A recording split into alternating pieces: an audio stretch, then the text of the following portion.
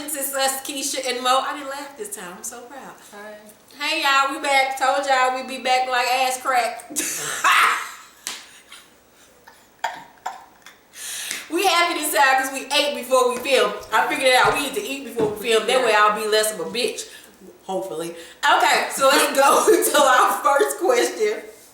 Our first question says, and it's a long one, so get you some popcorn, some Kool-Aid, a burrito or something, and chill back.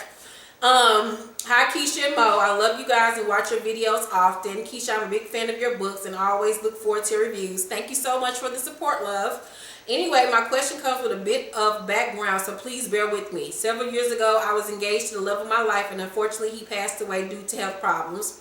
Nothing contagious. He was born with a serious illness. Sorry for your loss.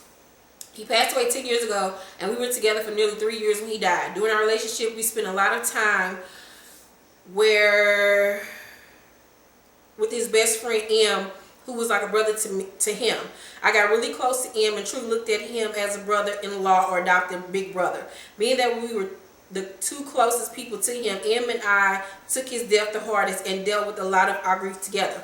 M and I remained close for several years, and our friendship was always strictly platonic.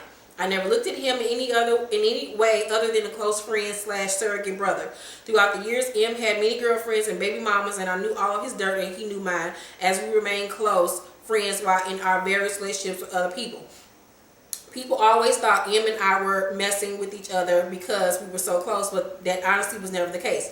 Well, about 7 years after my fiance's death, I started getting the feeling that M was flirting with me, and after some consideration, I flirted back.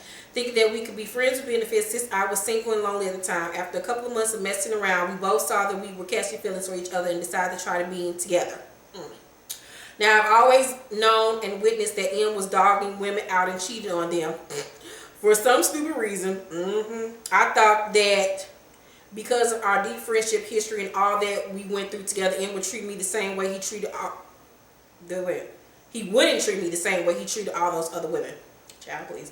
I never thought I was better than those women. I just thought that our history meant that he automatically cared about me too much to do me dirty. I was wrong. To be clear, I never caught him cheating, although I suspected he was still sleeping with a baby mama or two, but his actions changed.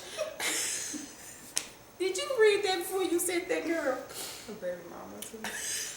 Just a two. That mama too. His actions changed almost immediately. He completely stopped doing all things that good friends do. He ignored my calls and texts frequently and started seeing that he was trying to use me just like he did so many others before me. There was a lot of back and forth breaking up and getting back together even after we hadn't been together in a long time. He kept claiming he went to work on getting... Wait a minute. He kept claiming to want to work on getting our friendship back, so I give in and hang out with him, but it will always lead to him charming me just enough to get me comfortable, and then come on to me sexually, which I would give into. So ladies, I'm happy to say that I finally took my head out of my ass and put my heart on the back burner. I finally began to see him for the loser, an asshole that he really is, and now I'm at the point where I'm questioning if he was ever truly my friend. My question to you is, do you think that all along M was biding his time, waiting for an opportunity to get at me? I don't really think that he was warning me while my fiance was alive, but am I wrong to think that after he died, M was playing the friend / comforter role just to eventually get the panties and whatever else I would give to him? I love your thoughts, and just to let you know, I cut him out of my life completely and have no intentions of ever seeing or talking to him again. I am finally loving myself enough to be content with being single until another truly deserving man comes along. I still miss my fiance like crazy, but one thing I know for sure is that he never wanted me to settle. He treated me like a queen, and he never wanted to see me settle for anything less than that. Thanks so much, S. Girl, you just wrote me a whole novel. I think that it doesn't matter because I think that y'all was wrong for fucking around anyway. First off, I think that you should never put yourself in a space where you would allow somebody like that to get that close to you. And as far as you thinking that he was going to treat you any different than he did the other women, see, what women need to realize is that most of the time, it's not the women that somebody's dealing with. It's themselves that have the issue, and that's why they do so many. Whoever the fuck the common denominator is, that's who the issue is. That's what the issue is. It's within him. Boom. So it ain't nothing. I mean, it doesn't even matter if he was buying this time. He ain't hard up for no pussy, obviously, because look at all the options he got. A baby mama too, right? And them just baby mamas that something to do while he watching Impossible on your asses, right? Over there fucking her while he watching Junebug do that one dance and shit. Yeah.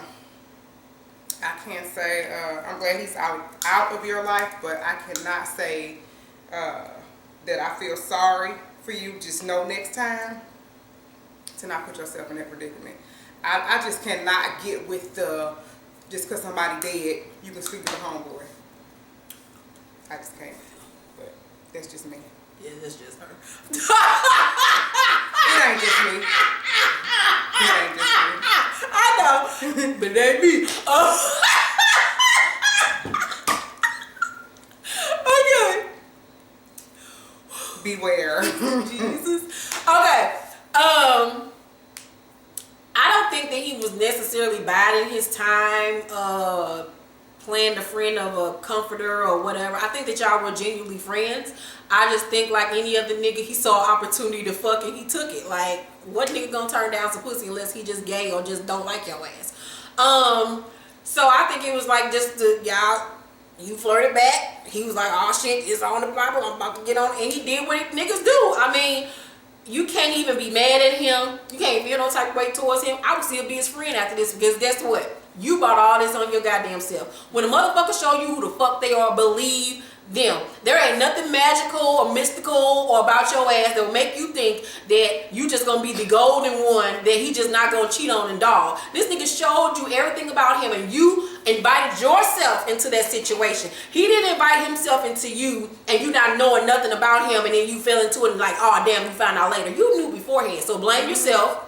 Don't be mad at him. Still be that nigga friend because you did this to yourself. Don't fuck with him no more. But blame you, girl. Be mad at you because you did this to yourself. And don't fuck with him no more. He showed you who the fuck he was. Believe that shit. And read the signs. When a nigga show you that he's a liar and a cheater and a compulsive cheater or whatever.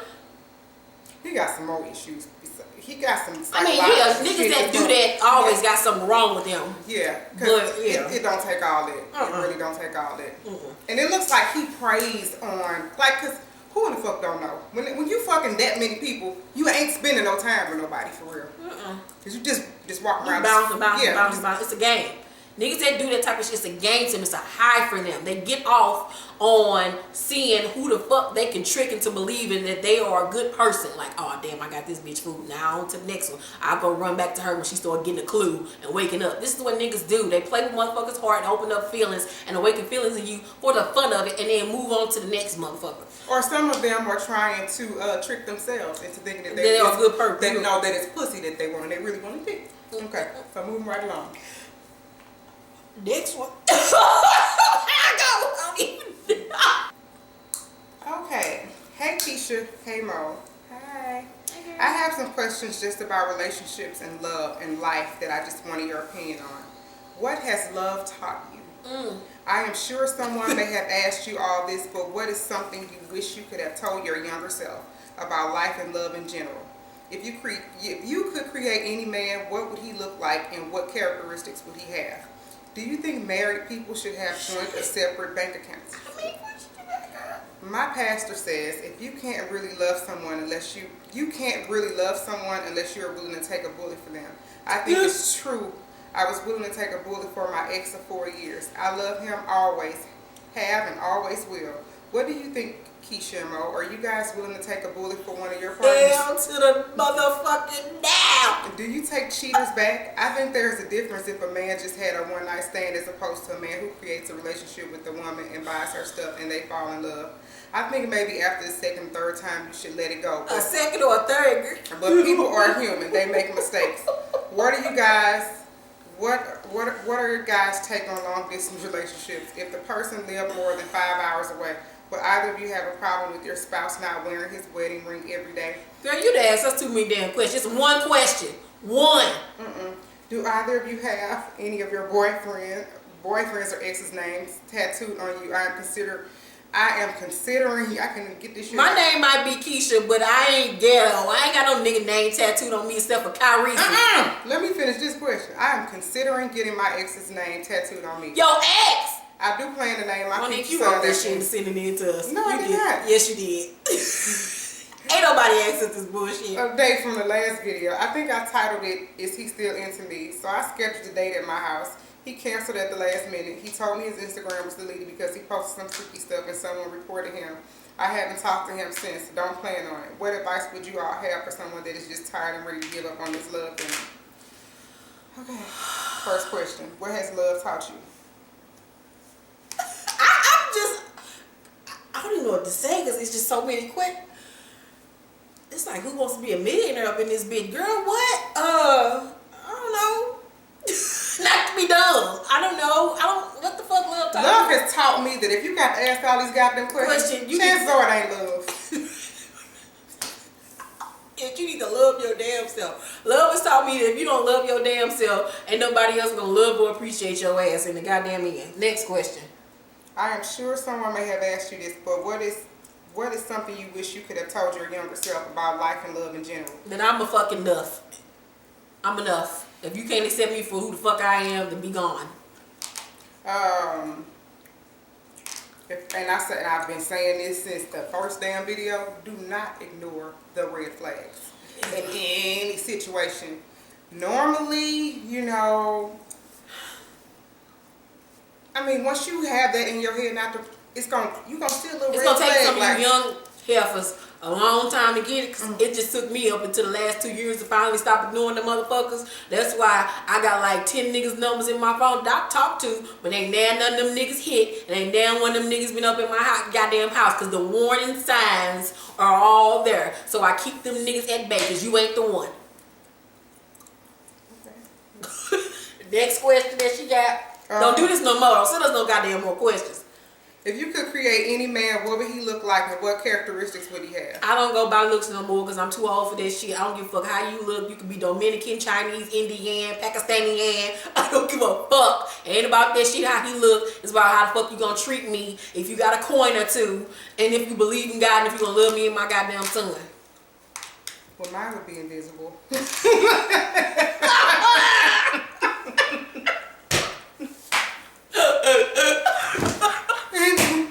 He'd only appear when I need him.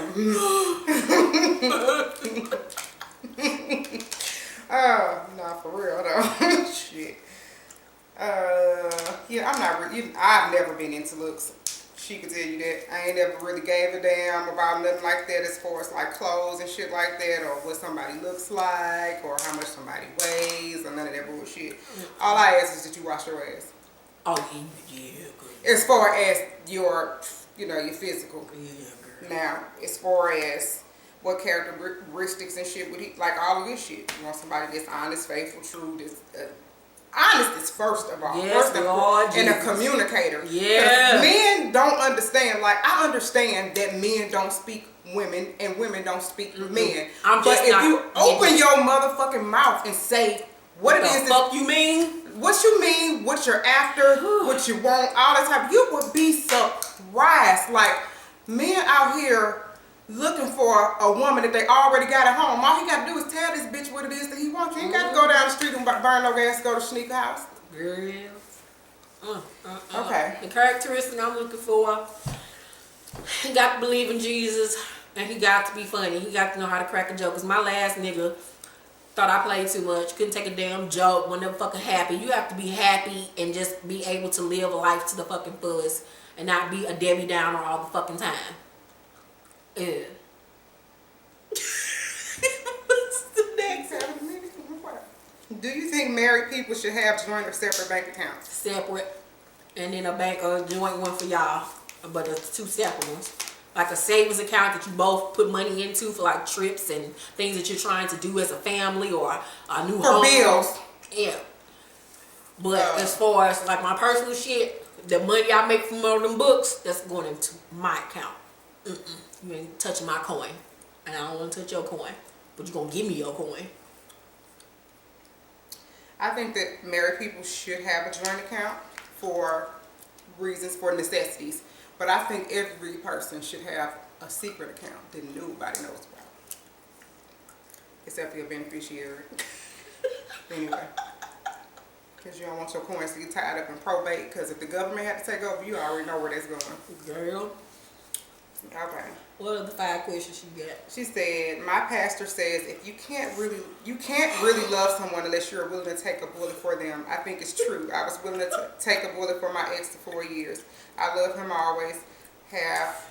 I love him, I always have, and I always will. What do you think, Keisha Mo? Are you guys willing to take a bullet for one of your partners? You gotta be about 21, 20. You ain't hit the light. The light ain't hit you yet.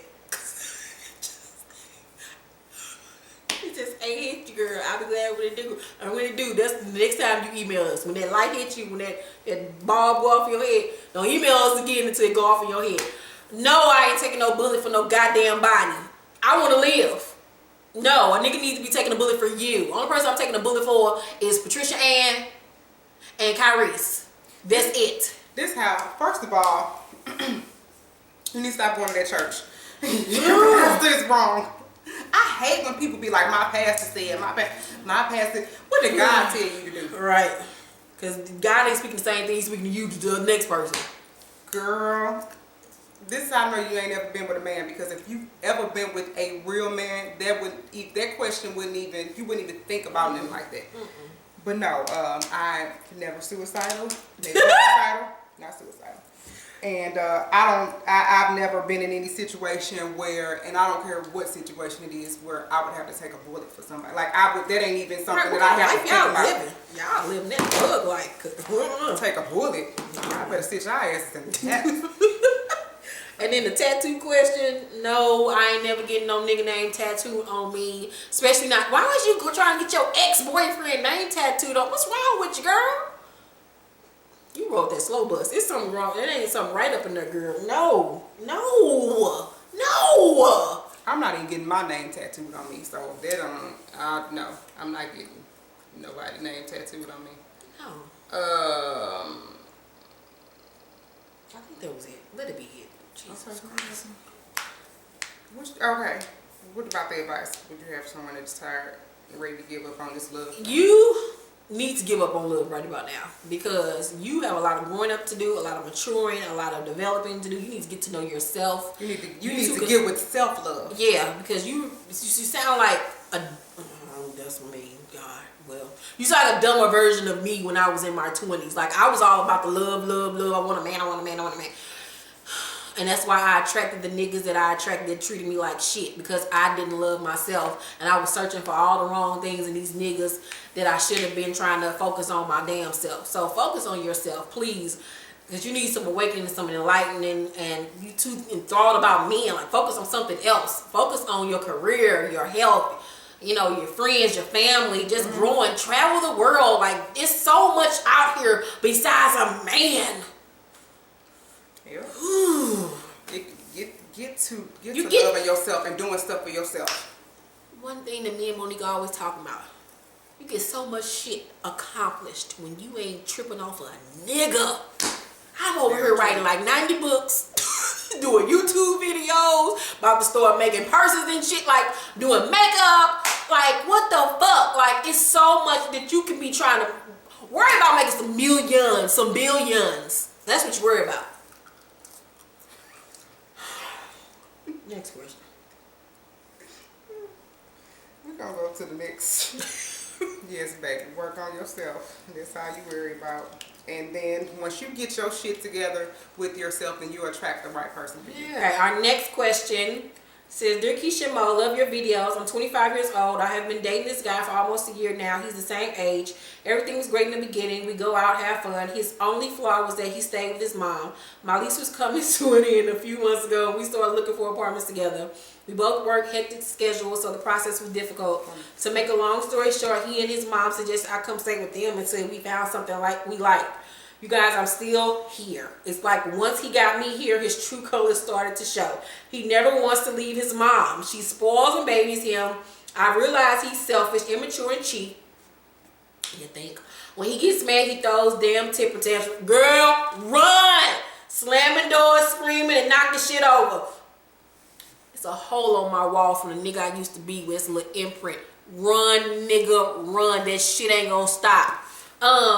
She acts like he's screaming. Okay, damn temper tantrum, slamming doors, screaming, and knocking shit over. She acts like she's scared of him and is constantly trying to talk me out of leaving. It's like I'm a toy he wants to keep, and she's so used to giving him everything he wants that I'm included. We argue and I get ready to leave. She sits me down and tells me how much he loves me and even tries to buy me stuff. They crazy. They all trying to fuck you. Run!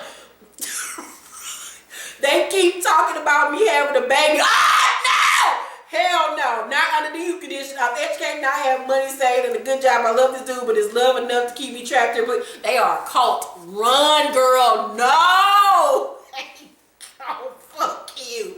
It's gonna be like, what's that? Dolores Claiborne? They gonna Dolores Claiborne your ass, chop off your feet. Bitch, you better run. Them bitches is crazy. He's crazy and his mama fucking nuts. Girl, you better get the fuck up out there and leave that nigga. Go stay with your mama or somebody else that you know. Get your shit and go now. If they ain't already got you chained and locked up in the basement. Why you love him again? Like, yeah, like, what is it? That's enough. You know what? I know what it's like to love somebody, and because of that, you like, I ain't just see that.